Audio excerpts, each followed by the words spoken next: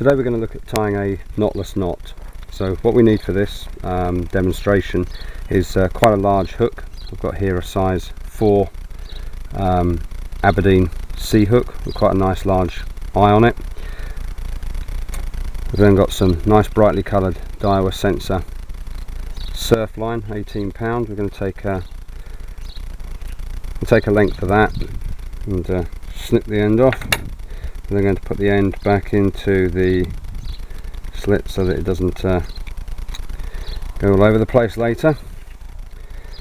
We're then going to, first thing you need to do before we tie a knotless knot is we need to tie a loop in the end of the line. So the first thing I'm going to do is get hold of the end of the line. I'm just going to tie a very simple loop in the end of the line, nice small one, and only one. Don't need to do two overhand turns because this is only actually going to hold a bait stop or something if you were doing it for real.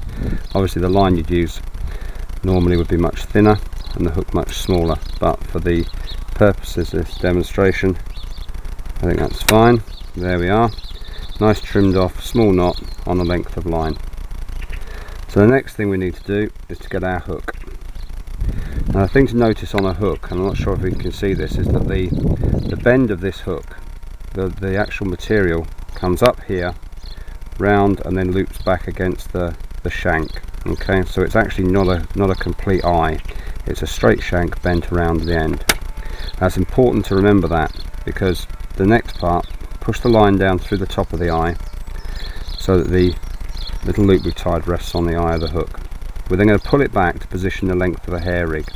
And normally you want your hair rig somewhere just off the back of the bend of the hook so the bait can sit proud of it, and when the fish picks up the bait it sucks the hook in and gets hooked, but the bait doesn't interfere with the hook. That's the benefits of it. The reason I need to know where the metal joins back onto the shank is that the first turn needs to be in the opposite direction. If you went this way, when it tightens it would pull the line into the slot and could cut the line. So we go away from the slit, 1, 2, 3, 4, we'll just do 5 turns, pinch that, and then all we're going to do is pop the line back down through the eye and pull it tight, and there you have a perfectly tied knotless knot with the loop on the end ready for your boilie or piece of double sweet corn or whatever. And then all you'd need to do to finish this off is tie another loop in the other end. Obviously you can make these as long or as short as you want. If you were using a method feeder you might want to tie little short ones like this, okay, and then pull the loop tight. Some people will tell you need to have double overhand knots for your loops. I myself have never used one. I've never had one of these pull out in that direction. So there you have it, the knotless knot.